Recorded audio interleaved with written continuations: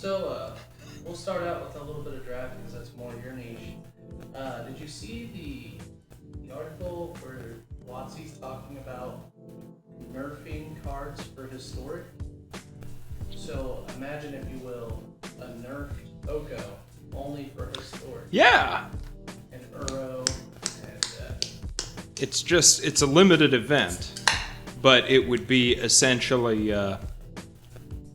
almost like a planar chaos, present shifted. present shifted. What if we did these cards right? What if we playtested? Yeah. What if you could play a deck with Oko and Uro and Wilderness Reclamation and Growth Spiral, and it would merely be great and not just completely the only deck in the format. So, I can't remember where I saw this posted, but I remember forever ago when Oko was a big bad boy in all formats, that they had made the statement that no playtester thought about using it to downgrade your opponent's creatures.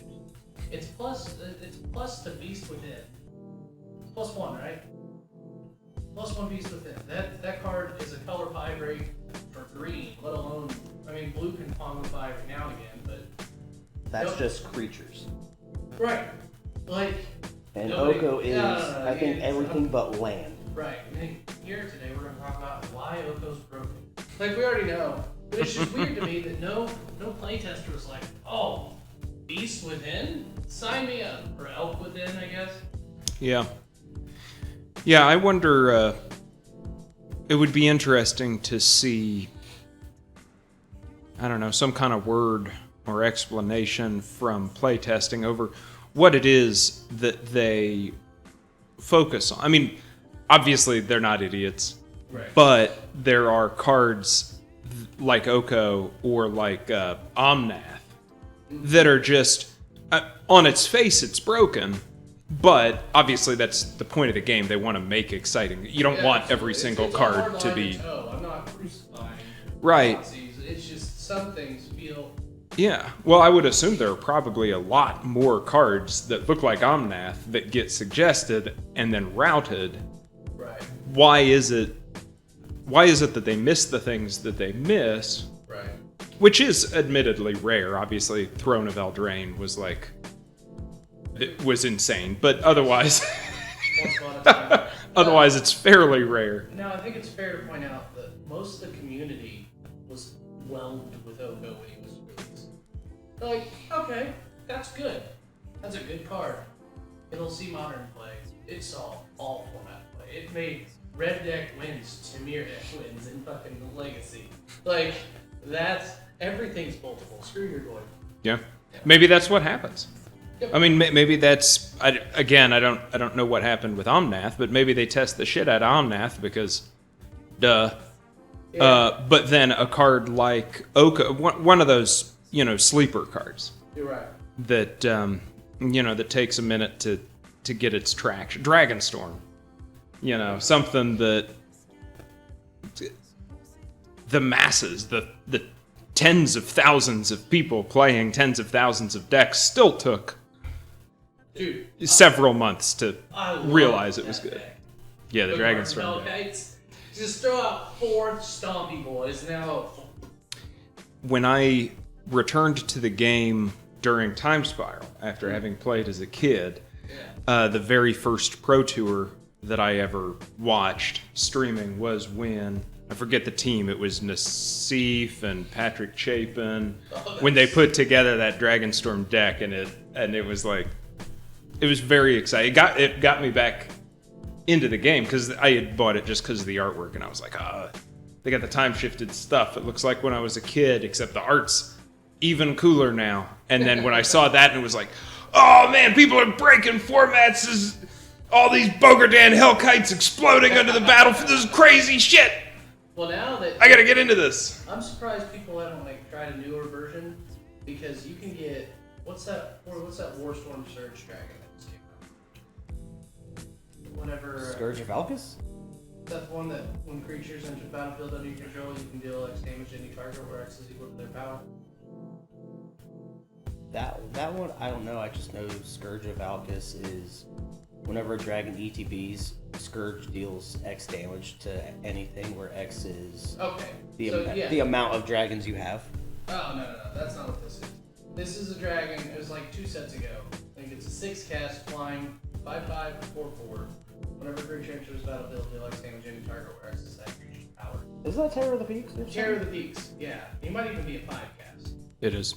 So you put 3 of them boys out, 2 of them, I think, can be lethal, because they'll each see 2.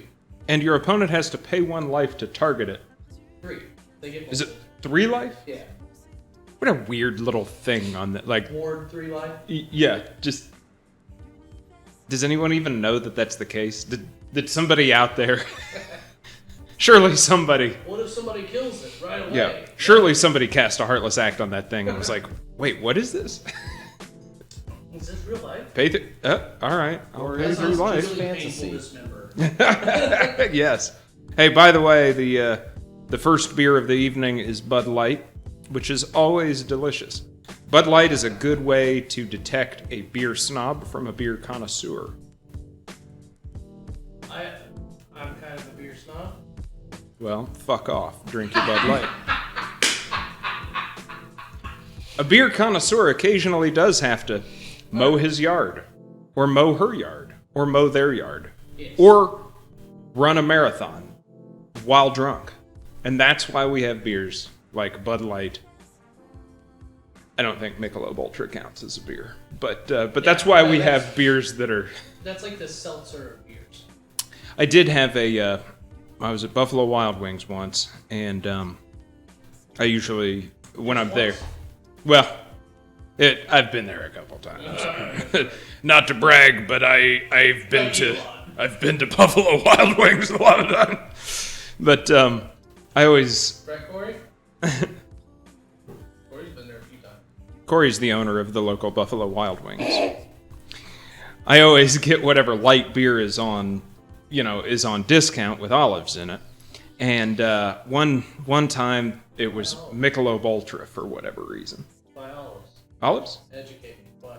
It's delicious. If you've ever needed a martini but you had $3, then you can put olives in your light beer, and it's delicious. Okay. Well, I've never been a fan of like olives. But you've never had them in Bud Light. Clearly, I've been missing out on a lot of things in life. Yeah. So my thing with Bud Light is more. You ever had like that one drink that you got a lot of memories tied to? Yeah. This is the one that like I always beer pong with.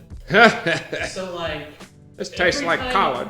Like regardless of the flavor, this Bud Light is tied to some weird years of my life. So like you can't shake the taste of shame.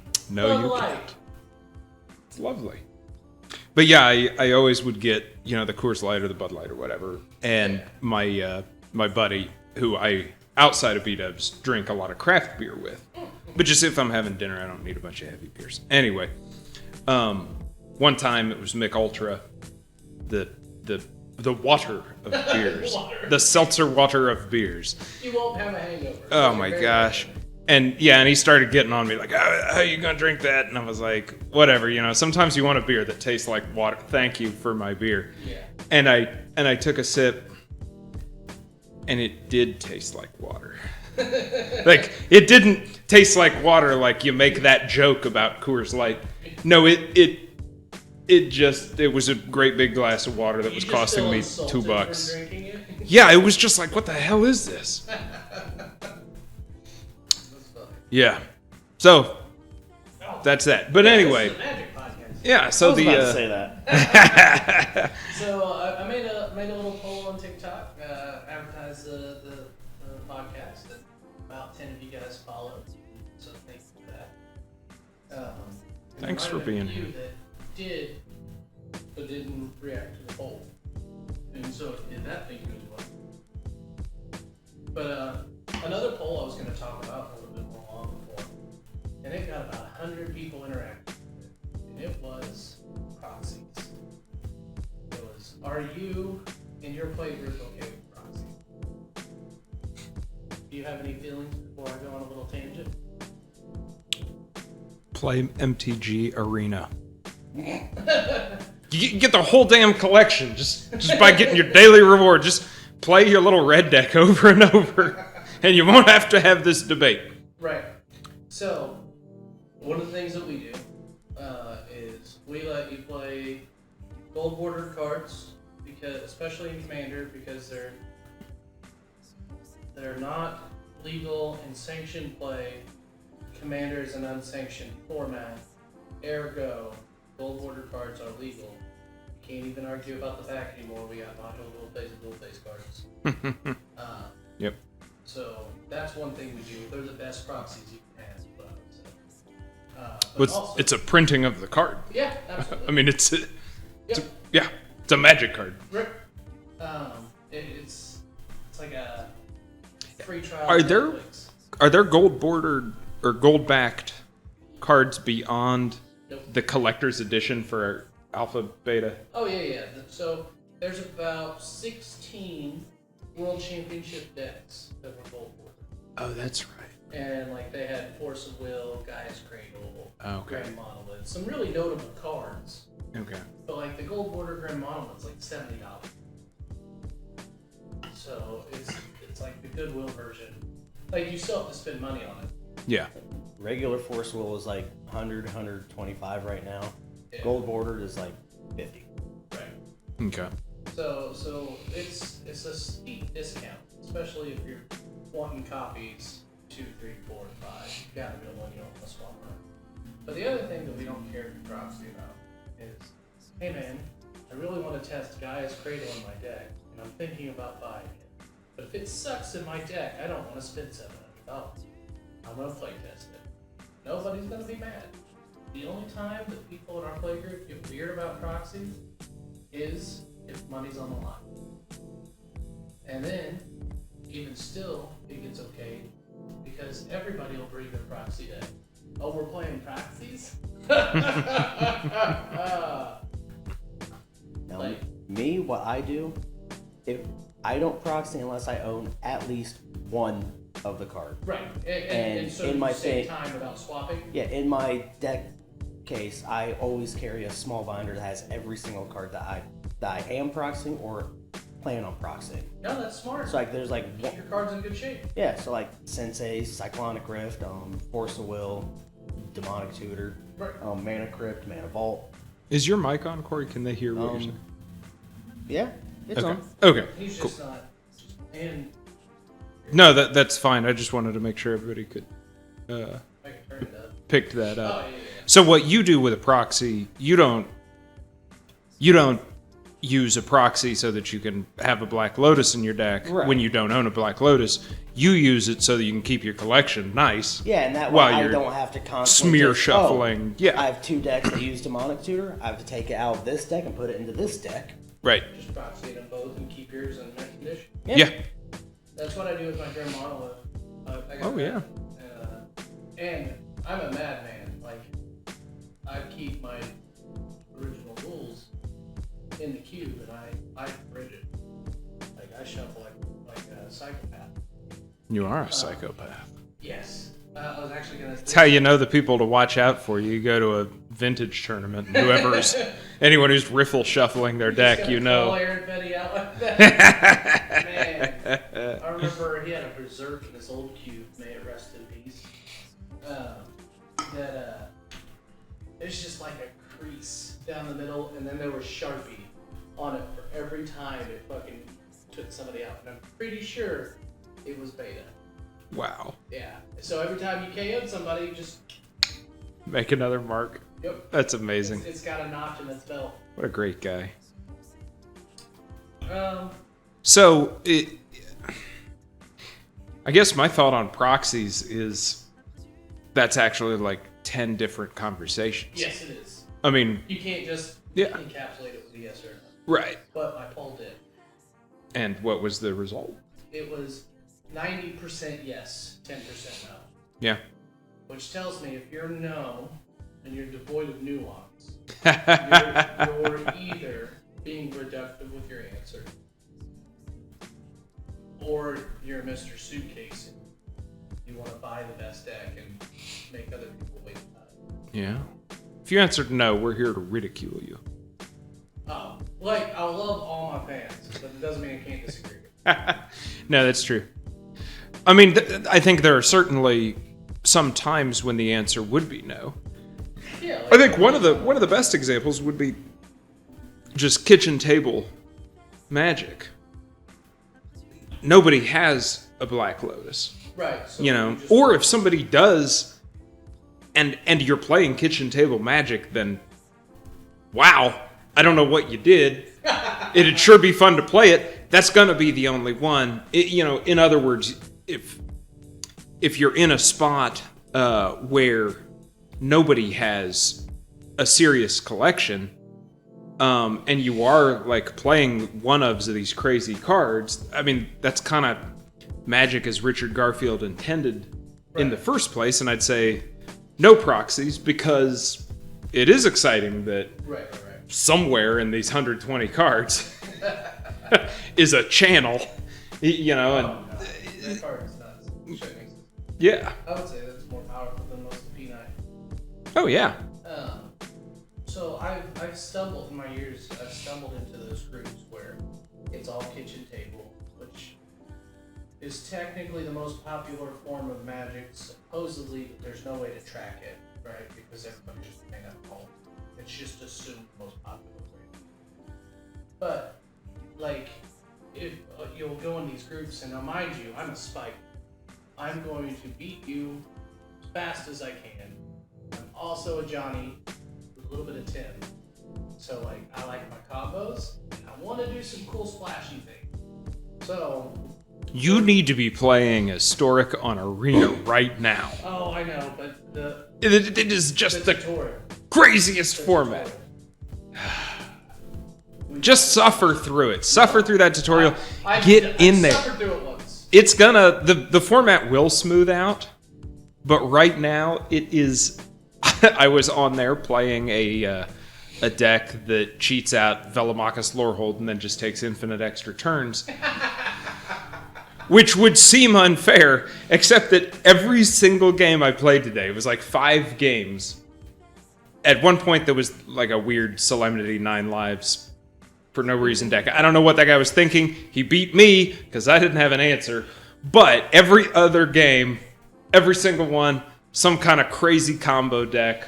One of them was doing some other Mythics Mastery deal. One of them was, I think the Mythics Ultimatum. I think the Mythics Ultimatum is my favorite deck. Yeah, another one was like a Karn Artifacts. I don't know what the hell the guy was doing. He was recursing all this stuff. But anyway, talk about ludicrous, exciting formats. And then I did play one game with a Jess guy, like Peer Control, and just won the shit out of it. Because like a counterspell will stop most decks at the right time. Most decks, yeah. Okay. Actually, this is a great time to be playing mono black in Historic.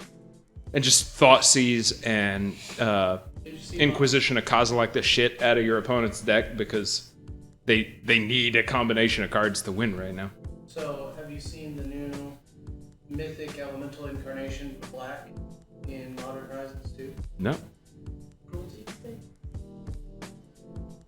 Anyway, its evoke cost is, it's a cycle with color. Its evoke cost is to exile a black card from your hand.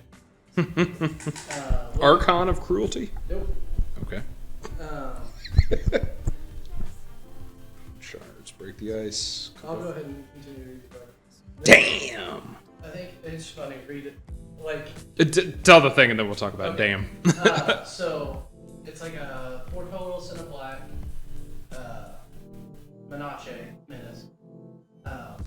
When it enters the battlefield, look at target player's hand. Choose a non-lane card from it. Is it exiled or is it discarded? I'm looking. I want to say it's discarded because you can choose yourself in a lot of reading and interjection looking at it as a way to unbridge your animation decking. So, this Grief. 2 colorless, 2 black menace. When it enters the battlefield, target opponent reveals their hand. Opponent, my bad. Oh. You choose an online card from it, that player discards it. Evoke, exile black card from your hand. 3/2. Now, here's the play, alright? So, turn 1, I play a Plains. I exile for Grief's Evoke. Evoke trigger on the stack. Ephemerate. Which flickers it with Rebound. Wow. And so, I'm going to get 2 cards this turn and 1 next turn. And keep my 3/2 minutes. That's lovely. Oh, yeah, dude. This set, Modern Horizons 2, we'll get to that. Excuse me. We're not going to do a full set breakdown. You guys, there's plenty of other people that do it. I'd love to get to the point where Corey can dedicate the time to like put individual cards up, and maybe one day, but right now we're not there. So we're going to cover the Mythics and some random spot cards. Like there's this 1 red sorcery, create a treasure token, flashback 2 colors in the red. That'll be played in Storm decks. Oh, yeah. Yeah. Yeah. That card's good. A little weird So Ignis. You can run that with Manamorphose, and then just lean into. There's a Empty the Warrens. Yeah. There's 1 colorless, 1 green squirrel version. Yeah. But while we were scrolling through, we saw Dam, which is 2 black sorcery, destroy target creature. Creature destroyed this way can't be regenerated. Overload, 2 colorless, 2 white. When you cast this spell for its overload cost, if you do, change its text, replacing all instances of target with each. So it's either Dam, which is half of Damnation, or it's Wrath of God. For the same cost as... I think... So I don't know much about card design. I've never worked in game design. I'd like to think I've seen enough Magic cards that I think about the design of them sometimes. Right. But I just find this so beautiful in so many ways. Oh yeah, it's elegant. Yeah. The word damnation is cut in half, the casting cost of damnation is cut in half, and the ability of damnation is reduced to 1 person. I love the idea too. I wish it was Overload Damnation, not Wrath of God. Haha. Well, but there's something that's almost like it's like a punchline that way. Yeah. It's a little subversion of your expectation. Right. And it does pay back to Damnation was originally, I guess it's been reprinted, but it was originally printed in the color shifted thing. In other words, Black certainly could have had Wrath of God. But it's white. Yeah, it's white. Black doesn't have Wrath of God. So here we go. Here's Dam. Oh, you want Wrath of God? Well, that's a white card. That's Wrath of God. Right. And like I said, it also, just because of the order of the card as you're reading through it, it is this lovely punchline. Right. Wait, I can overload it? Oh, I can play Wrath of God. Duh. Well, and the thing I do like about it is Overload was originally a Izzet card, Izzet color ability. So seeing it in black and white is refreshing.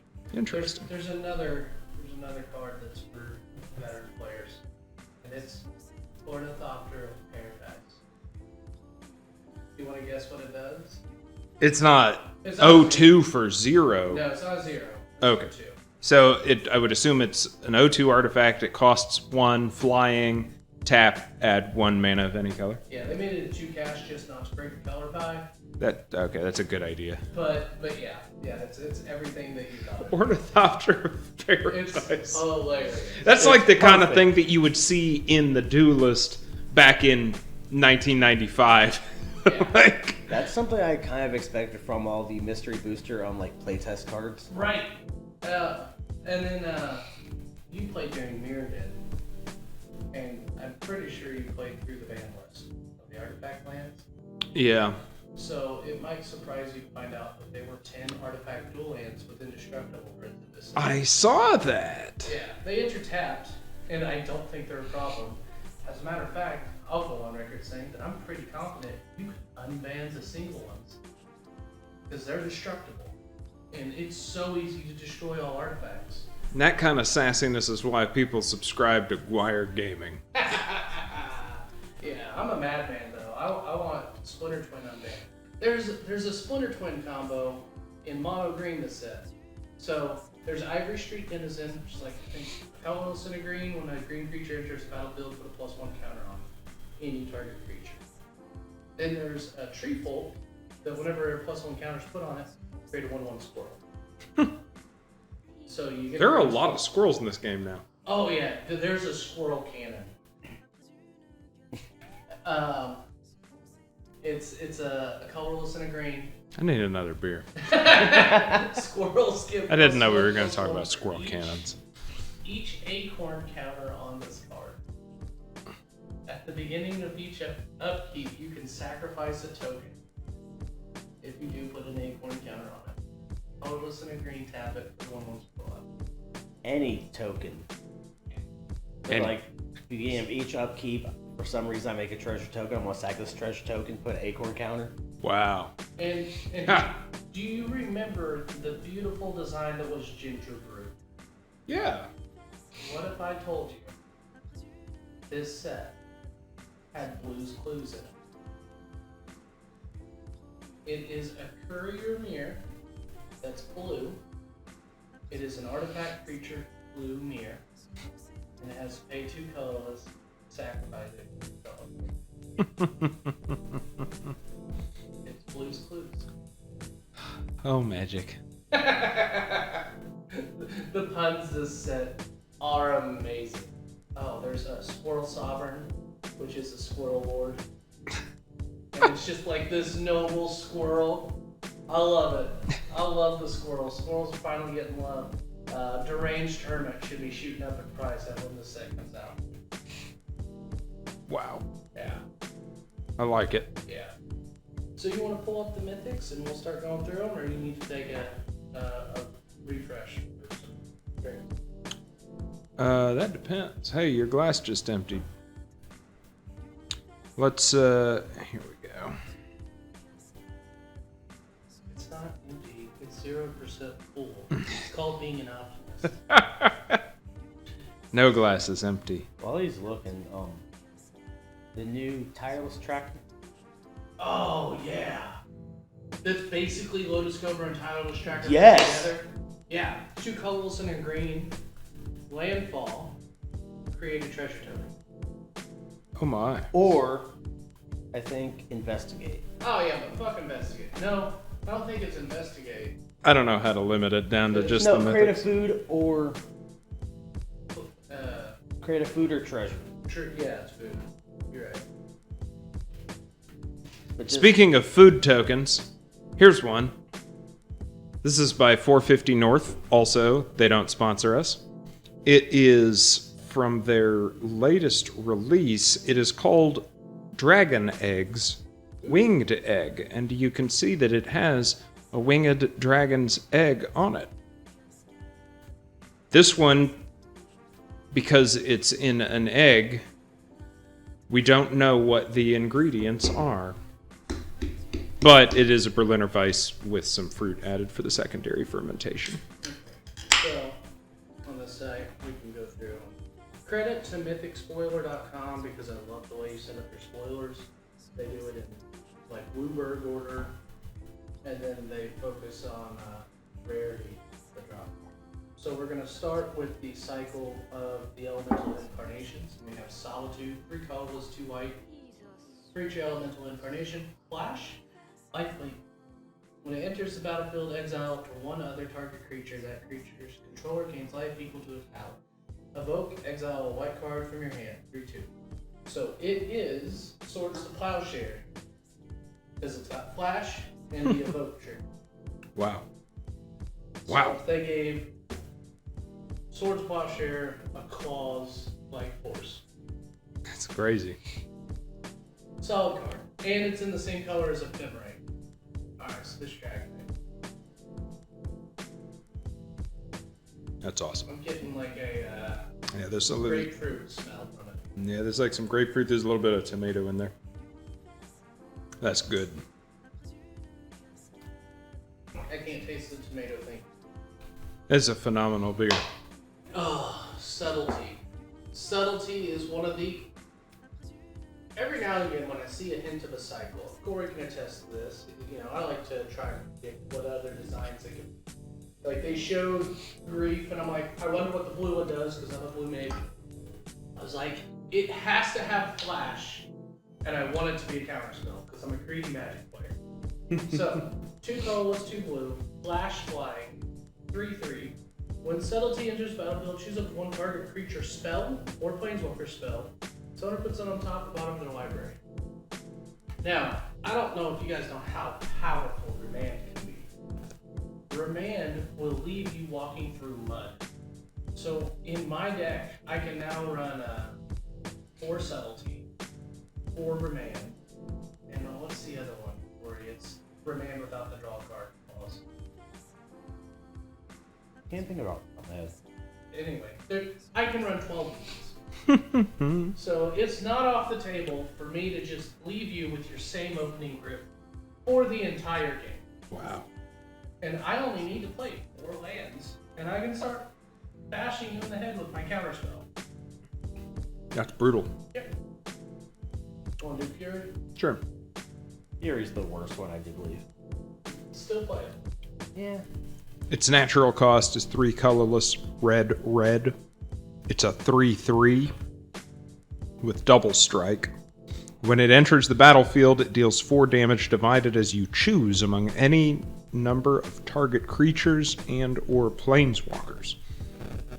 And then, of course, you can evoke it by exiling a red card from your hand. And here's why I say it's playable. Because 1, obviously, Ephemerate. Ephemerate breaks all of these things. So you can have turn 1. You kill whatever blocker they have. Yeah. You've got a 3/3 double striker out. And then next turn, if you don't have a different creature to flicker, it can't attack second turn, but you just get a whack stuff. You could use it to, if someone was trying to do the ephemerate trick on any of these, you'd still get hit with one of their evokes, but you could evoke this guy in and kill it. Oh, yeah. Wow. It's an answer. That's true. Yeah. I'm glad it's 4 damage. That's better than 3. They were at least trying to find some way to keep up with some of those other abilities. Yeah. Then Green's looks like it was designed as a creature first with the evoke cost plate. Colorless green, 3/4 flash. That's all it said. I could see it being used in some like Nykthos green deck. Yep. Reach. Whenever Endurance enters the battlefield, up to 1 target player puts all cards from their graveyard on the bottom of their library in random order. Oh, okay. So not bad. Yeah. Alright. This one's an homage. Sarah's Emissary. Wow, 4 colorless, white, for a 7/7 flying angel. As it enters the battlefield, you choose a card type. You and creatures you control have protection from the chosen card type. You can say creature your opponent can't attack. They can. Just doesn't do much. That's fascinating. Yes, it is. Now, the response I saw online was stop making this card, which confused me for a moment. And then I realized, the giant angel that does a game-breaking thing by the time the game's already over. Yeah. Yeah. But in kitchen table magic... Yeah, but look at. if you're both looking for like a turn 48 Thallid win... So, this card is my favorite card in the set, and it's broken. 5 colorless, blue, creature dragon, 3/3. So it's a 3/3 flying dragon. It has Delve, which is, those of you at home that don't know, each card you exile from your graveyard while casting this spell pays for 1 colorless. Murktide Regent enters the battlefield with a +1 counter for each instant or sorcery you exile. Whenever an instant or sorcery leaves your graveyard, put a +1 counter on Murktide Regent. If I Snapcaster Mage and counter your spell, my win con gets bigger because it left. This guy is a 2-cast, 8/8 flying on its best hit. It's stupid. And then when you cast your second one, it can grow by +5/+5. Yeah, it's not legendary. Yeah. There is no punishment for running that card. That's exciting. And the way it's worded... Had they done that with Delve yet? I like that little... I think what they did is they'd have it check what gets put, and it would get keywords. Okay. Or something. That's pretty cool. Archon of Cruelty. 6 colorless black for a 6/6 flying Archon. Whenever Archon of Cruelty enters the battlefield or attacks, target opponent sacrifices a creature or planeswalker, discards a card, and loses 3 life. You draw a card and gain 3 life. It's kind of a... I mean, I'm thinking of Kroxa, but it... Well, it's more impressive than Kroxa, but it's also 4 times the mana cost. Right. It doesn't have Delve. Yeah. Replace 1 red mana with 6 colorless and 1 black. I think this card is way better than the black and the white card. Ragavan, Nimble Pilfer. 1 red, legendary creature, monkey pirate. Whenever Ragavan, Nimble Pilfer deals combat damage to a player, create a treasure token and exile top card of that player's library. Until the end of your turn, you may cast that card. Dash. Colorless and red, which means you can play it with haste and put it back in your hand. The reason why this card is great is 1, Mox Amber has another 1-cast legendary. We got 1 last set, we got 1 this set, and then we've always had Savannah Lines, the Isamara Hamaconda. Now we have, in Mardu at least, 3 1-drop legendaries, which is great to enable that Mox and that Fire Slug. I love Treasure Token. He's a 2/1 haste if you need it. Get your mana back. But I think it'll see some play in Storm deck. Play him turn 1, play your Mox Amber. Now I'm a mana up. And if I attack you, if you don't play it, I'm 2 mana up. I'm reminded of the how am I forgetting the name of it? Sorry, I do all that. In the red decks, the damn upside down thief. Oh yeah, the 1 and a red, 2/2 haste. Yeah, and he Robber of the Rich. Robber of the Rich. Thank you. Yeah, it reminds me of Robber of the Rich. Yeah. He could make the most annoying deck of all time. He's a monkey pirate. Unfortunately, he's not a rogue. That's true. Chatterfang, Squirrel General. 2 colorless, 1 green. It's a 3/3 legendary squirrel warrior with Forest Walk. So good. If 1 or more tokens would be created under your control, those tokens plus that many 1/1 green squirrel creature tokens are created instead. Okay, if 1 or more tokens would be created under your control, then... Okay, so, alright, if you were going to make 3/3 warrior tokens, you would still make 3/3 warrior tokens, and you would also make 3 1/1 green squirrel tokens. Yes. So, any of your landfall triggers... Templating feels weird. Yeah. But yeah. And then for 1 black, you can sacrifice X squirrels to give target creature +X until end of turn. Yep. Get ready to kill that Emrakul. Yeah. I wish he would +X -X. I wish he was kind of like Drana. I think that's Drana. Yeah. And then he could neg off Ulamog. What a weird Wait till you situation. read the next screen mythic. Or maybe it's over here. Resurgent Belief. It's a good card. We're going to kind of gloss over it. It's Replenish with Suspend. Then we've got Corey's favorite mythic in this deck. Corey, you want to read it? You're off camera. Has indestructible if you control at least 2 Merfolk. Yep. Whenever it attacks, draw a card. Every other Merfolk you control has Ward 1. Yep. And it's either a 3/4 or a 4/3 for 1 blue. Yes. I don't even need to look at it. I know this thing. What's its name? I can't pronounce it. It's like Spylum? I thought that. Svielun? God of Sea and Sky. This is so good. Wow. It's freaking good. Here's one from the old school. Hey, it's Turok. I've sung so many hymns to him. All right, Turok, Dread Cantor. Okay, that's cute. He likes his songs. 1 colorless and 1 black for a 2/1 legendary human cleric. So he's got kicker, black. Whenever an opponent discards a card, put a +1/+1 counter on Turok Dread Cantor. I love it. Yep. He hears me. Yes. I sang the hymn and he heard.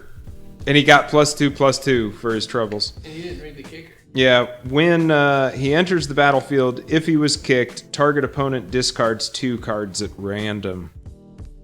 Wow. So he can come into play with a hymn to Turok. That's so, that just feels so masturbatory. Like, just, this card is 9 tributes to him to Turok in 1 card. That said, I love it. Right. And he looks mean, too. It's one of those design wins that are just like top down. Yes. Everything you'd expect. I also, I love the artwork. He looks tough. I like how nasty he is. For 4 mana, you get a 4/3 that forces your opponent to discard 2 cards at random, and then when you play him to Turok the next turn, it becomes a 6/6, and they lose the entire rest of their hand. Yep. That my only lament sometimes when they do print, a character who's been around for a while is occasionally it just doesn't feel quite as powerful as the build-up, but that I like that a lot. So this card, it's new to modern, but it's not a new card. Imperial Recruiter, 2 colors and a red, 1/1 human advisor. It was in the Portal 3 Kingdoms. And when Imperial Recruiter enters the battlefield, search a library for a creature card with 2 power or less. Put it in your hand. It's a solid card. This guy. Thrasta! Oh my god. Tempest's Roar. Big boy. Yeah. That is a whole ass card. 10 colorless mana plus 2 green mana for a 7/7 legendary dinosaur. This spell costs 3 less to cast for each other spell cast this turn. Trample, haste, trample over planeswalkers. Thrasta Tempest's Roar has hexproof as long as it entered the battlefield this turn. So it shows up, it takes out a planeswalker, it deals excess damage to its controller, and there's nothing anybody can do about it. Have you ever heard of the Commander format? Yeah. You know how Food Chain works in Commander? No. So Food Chain is exile a creature you control. You add X mana to your mana pool, where X is the mana value of that card plus 1. And so with Thrasta, you exile them and add 13 mana, and then you cast them again. Now you do have Commander tax, which is 2 colors for each time you cast them. But since you cast them once this turn, he costs 3 less to cast. So he actually goes down in cost. And then you do it again. You have infinite storm triggers off the Tempest Roar. And then what do you do with that? Well, there's all sorts of new green storm cards that came out of the set. So you have infinite mana, infinite storm count, and you make a bunch of damn squirrels. You make a bunch of damn squirrels. Those are big squirrels. Big old squirrel count. Man, there's not really many white mythics that are popping up. I know there's a new black suspend card that's beautiful. Yes. Titania. Yes. One of the 9 Titans. I suddenly don't remember From what Titania's song Right, did. but she's one of the 9 Titans. Yeah. What did Titania's song do? I think it made all artifacts and play creatures. Okay. So, Titania, Protector of Argoth. I used to think about, like, Bogardan and Argoth and Yavimaya and all those places when I was a kid. Oh, well, Yavimaya I love this indulgent BS. No, I think that he'll love Yavimaya. I do. Oh, everybody does. You want to read it? I will in a second. Let's do Titania real quick. 3 color. Or was that what? Yeah. That one's actually new to Modern, but it's been out. Oh, really? Yeah. Well. Yeah.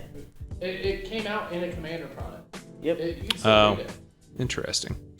3 colorless green for a 5/3 legendary elemental. When Titania, Protector of Argoth, enters the battlefield, return target land card from your graveyard to the battlefield. Whenever a land you control is put into a graveyard from the battlefield, create a 5/3 green elemental creature token. You ever read the card Scape Shift? Yeah, that one's been a while. I think it's 3 colorless, 2 green, sacrifice all lands, any number of lands you control. Maybe? Search your library for any number of lands equal to the amount you sacrifice to put them into play. Yeah. I know I've lost to it a few times in Modern. Yeah. To Alex. Normally they do Valakut, the Molten Pinnacle. Yeah, that's why I said to Alex. Yeah. He's got a mean deck. Let's see. Here is an homage to Sarah Sanctum, but they put it in the right color. Sanctum Weaver. Colorless and a green enchantment creature guy. Tap that X mana to your color. Of any color where X is the number of enchantments you control. So that's broken. A card that I love that just exists. Brea's Apprentice. Now Brea is my favorite commander. And so they expanded her war. 2 colorless in red, 2/3, ETB, create a colorless artifact. Creature with flying, it does other stuff. That's all you need to know. Let's see. Upheaval's new to Modern. Oh, this card's cool. Dress down, colorless and blue enchantment, flash. When it enters battlefield, draw a card. Creatures lose all abilities. At the beginning of the next end step, sacrifice dress down. Yeah. It's a wild one. I like the artwork.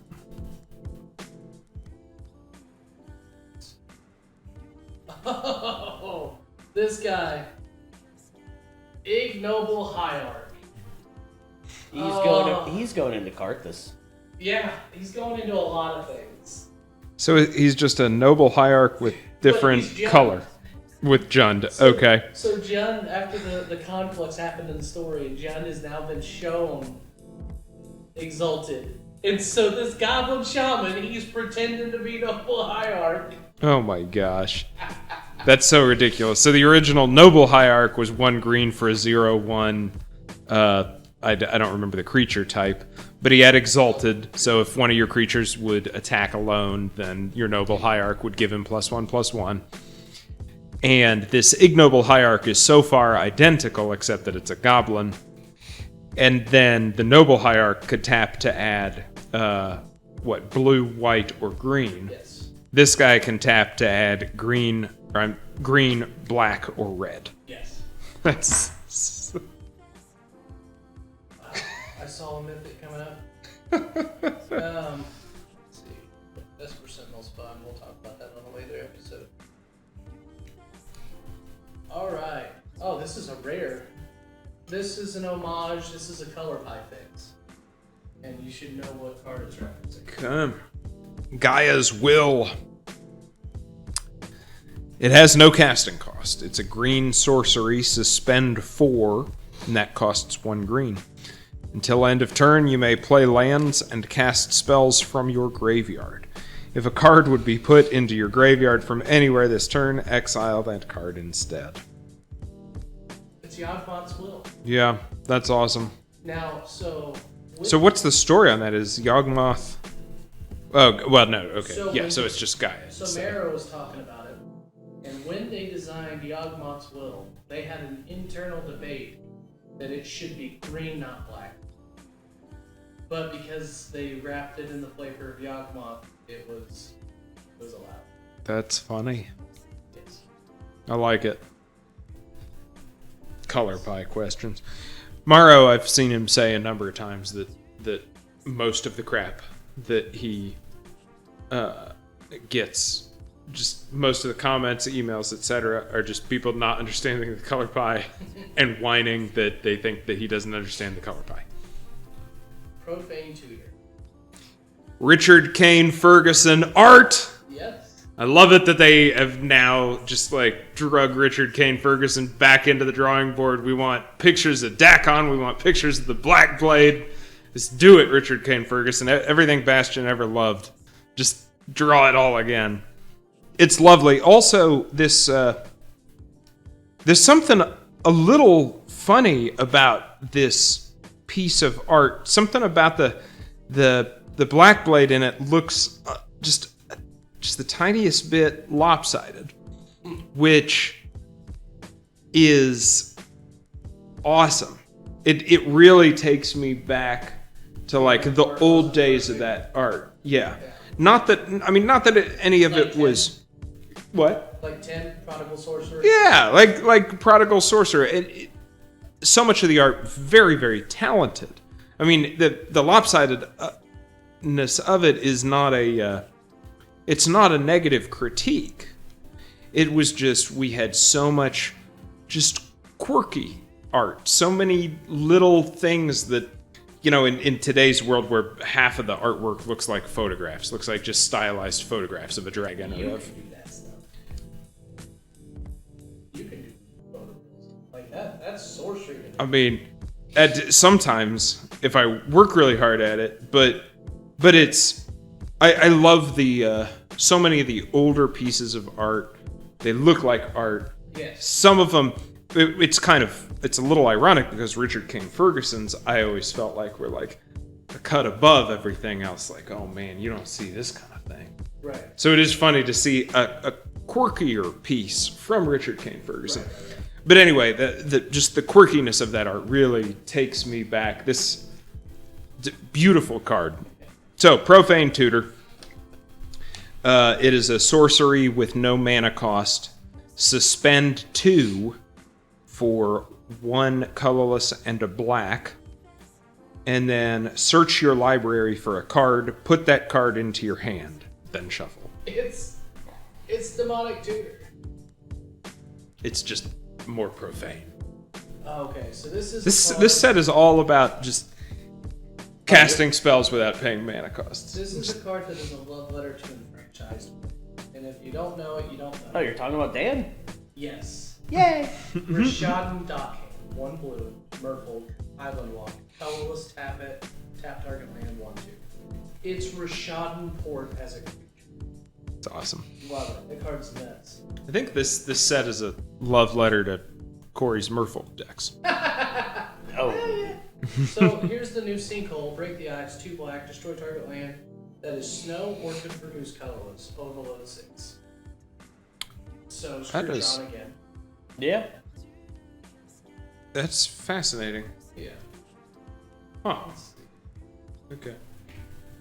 There's one I really want you to see. Caprichrome I'm going to mention because it's funny, because it's a goat that if it eats artifacts, it gets bigger. It's got Devour Artifact 1.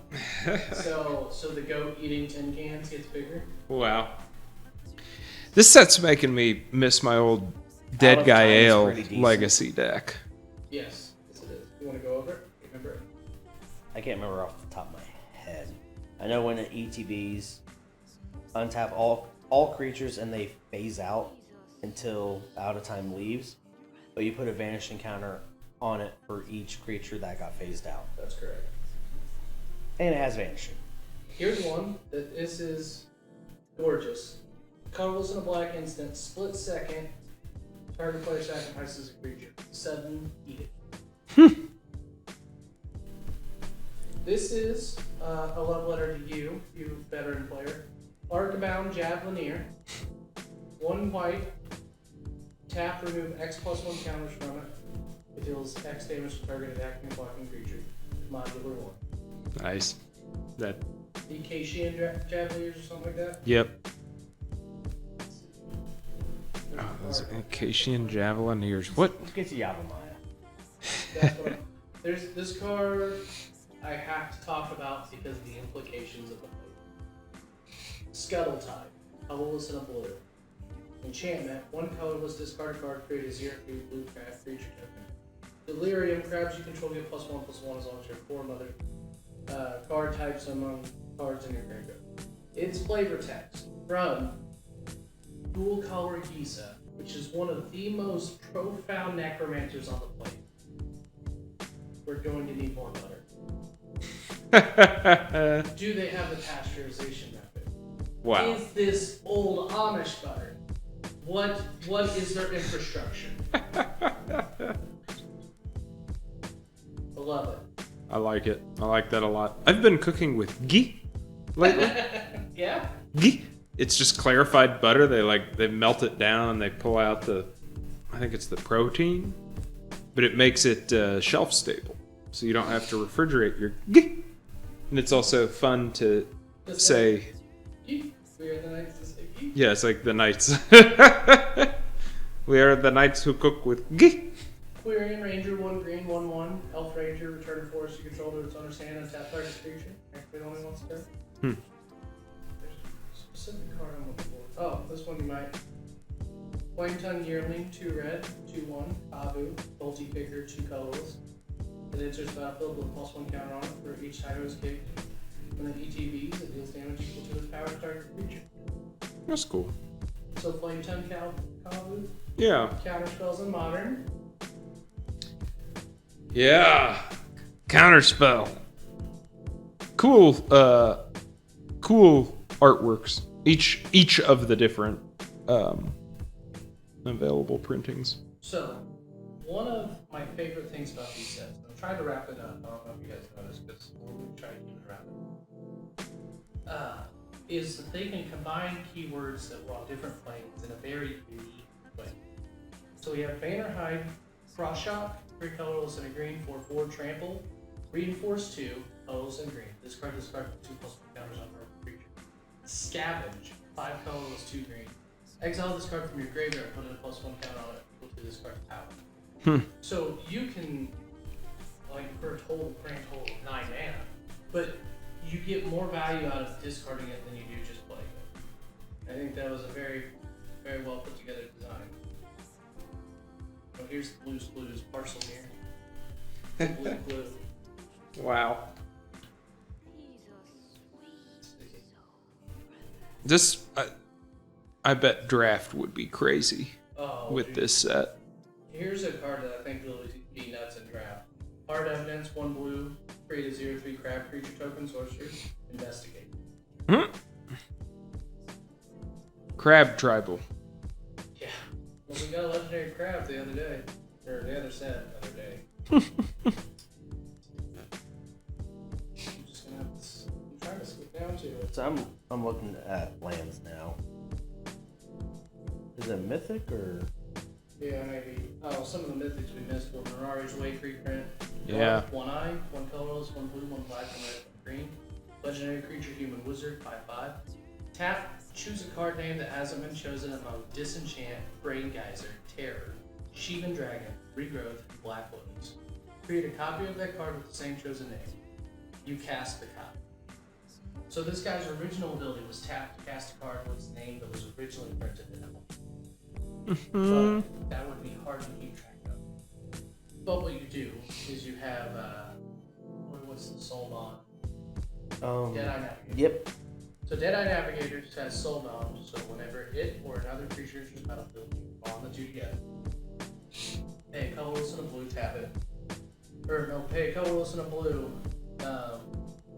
exile this. Each of the bound creatures gain exile this creature, put it back in play. So if you have that and a haste engine, you win because you tap to play Black Lotus.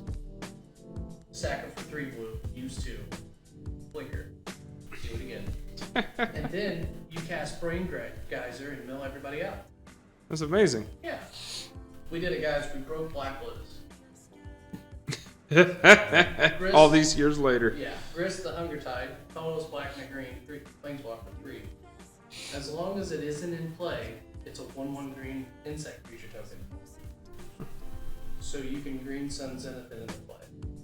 It's funny to see some of these things as planeswalkers. Just when you think about the flavor text, and previously most of the planeswalkers, not all, Nicol Bolas obviously changed it up, but most of the planeswalkers were very humanoid.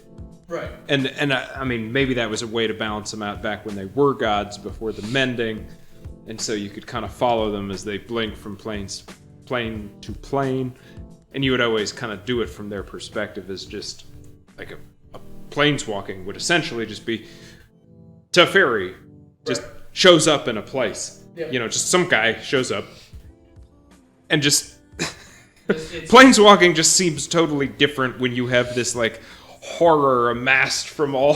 Yeah, they just show up and like or Nicol Bolas, and everybody's just like, what happened here? This one I don't know her name. Gaedrone Tejada, colorless, blue, black, red. Protection from permanents with corruption counters on. 4 loyalty, +1. Each opponent loses 2 life. You gain 2 life. Put a corruption counter on after one other target creature, planeswalker. Neg 3, gain control target creature, planeswalker until end of turn. Untap it. Put a corruption counter on it. Gain haste until end of turn. Neg 7, gain control of each permanent with a corruption counter on it. Card stats. She's just corrupting everything. I'll let you read Dakin. He's your boy. Dakin, Shadow Slayer. He costs white, blue, black. His base loyalty is 0, but Dakin, Shadow Slayer, enters the battlefield with a number of loyalty counters on him equal to the number of lands you control. So flavorful. It is. His +1 is Surveil 2. His -3 is Exile Target Creature. His -6 is you may put an artifact from your hand or graveyard onto the battlefield. Give me that black blade. Alright, let's see. Corey, do you want to read Yavimaya? Yeah, I do. Alright. Yavimaya, Cradle of Growth, legendary land. Each land is a forest in addition to its other land types. Awesome. Yes. So, what was it? What's the name of the swamp? Urborg, too many Urborg, Which is yeah. getting reprinted. Really? Yup. So you could just, like, Golgari everything now. Well, it's either that or Cabal Coffers that's getting reprinted in this. Cabal think it's Coffers Urborg. is, yeah. It's Cabal Coffers. Okay. And then we also have Cauldron Complete. 7 colorless, legendary artifact, equipment, living weapon. Indestructible. Equipped creature gets +5/+5, has first strike, trample, indestructible haste, and when this creature deals damage, combat damage to a creature, exile that creature. Equip 7. Now, important notes with this, because some people are like, but it's not the same as putting out all the pieces. This, if you look at the way they spell complete, it is the Phyrexian way of completion. This is new Phyrexia. The Cauldron equipments were picked up by the Phyrexians. And then we have another mythic, Scion of Draco, 12 colors, artifact, creature, dragon, 4/4. Domain, costs 2 less to cast for each basic plane type from planes you control. So it could be a 2 cast in the most optimal scenario. Each creature you control has vigilance if it's white, hexproof if it's blue, lifelink if it's black, first strike if it's red, trample if it's green. Sword of Hearth and Home. Oh, that's cool. So 3-cost equipment. Equipped creature gets +2/+2 and has protection from green and white. Whenever equipped creature deals combat damage to a player, exile up to 1 target creature you own, then search your library for a basic land card. Put both cards onto the battlefield under your control, then shuffle. Equip cost 2. Cool. There's probably just 2 or 3 more cards we're gonna cover. Soul Talisman. No casting cost. Suspend 3 for 1 mana. Tap down 2 colors. Cards nuts. Mm-hmm. Just nuts. Dermotaxi. This card is gonna do something. 2 colorless. Artifact vehicle 0/0. Imprint. Have you seen this? Yeah, I looked at that one earlier. As Dermotaxi enters the battlefield, exile a creature card from a graveyard. Now, you have to do some work to get good Emrakul. Because because it's got to be in a graveyard, so you have to flash this in. But where there's a will, there's a way. Tap 2 untapped creatures you control. Till end of turn, turn text becomes a copy of that printed card, except it's a vehicle artifact in addition to its other types. Wow. It's dumb. Let's see. Anything else? There's Fetch lane reprints. the fetch line reprints are important. There's a lot of good. This one will be a commander staple. Liquid Metal Torque. 2 colorless, tapped out of colorless. It's already an okay mana rock. And then it has tap target online permanent becomes an artifact in addition to the So Liquid Metal Coating already saw play. Now this one does more than that. Yeah. All the time. Sick. Then we already talked about the artifact lands, all the bridges. We talked about Yavimaya, Riptide Elf, Laboratories being reprinted. Cabal Coffers, Corey mentioned. And then we did not talk about the enchantment land. I think we already talked about it on the last episode. Urza Saga. Last episode or episode before that. Okay. So, there's plenty of other great cards. And we even, at the start of this, I didn't want to talk about that. But like we did. We didn't even touch on all of the great, I see what you did there kind of cards. This set is chock full of good stuff. It's a little expensive, but if you can get into a draft format, do it, because this set's going to be amazing. If you get a draft booster box, I'd recommend you sit on it. We got allocated to 3. We have 3 draft boosters. Wow. But this is not a limited print run, right? Like, this isn't going to be a Time Spiral remastered situation. Yeah, it is. It is? Never mind. So Almost all special sets are. Yeah. So I'm gonna sit on a collector's box. I'm gonna sit on a draft box, and I might keep 2 set boosters, but I'll probably open those for content. But unless you got any closing thoughts, If you need somebody to sort the set boosters, I'd be happy to. I'll be glad to let you do it. That is a therapeutic thing. You need to consider your mental health, and if you have considered it and it sucks, then I would recommend that you sort Magic cards. It is shockingly peaceful. I hate being all in my own thoughts. I have ADHD. I end up in some weird places. You can watch a movie while you sort your own cards. It will prevent you from dealing with your own thoughts. And nobody wants to deal with the demons inside. This is not... This episode is not brought to you. Yep, no thanks to Bud Light or 450 North Brewing. Yeah. Feel free to mail us beer. And go download MTG Arena. Yeah. Or don't, because do make go better. Do what? Magic the Gathering Online. Oh, really? So, you already bought a collection once. You don't need to go buy another collection on MTGO. Alright, but if you're going to pay for draft, you can still draft on... If you want to draft Modern Horizons 2... I think you have to do it on Mako. Yeah, you do. It's not on Arena. Yeah, and then you can sell them to other people that are buying your collection twice. On the other hand, I played 3 drafts the other day because I was on MTG Arena, and it barely cost me anything. I mean, partly because I did really well in 2 of them, but still. Right. Alright, so I think that's all I've got. But we'll see you next game. iScoop.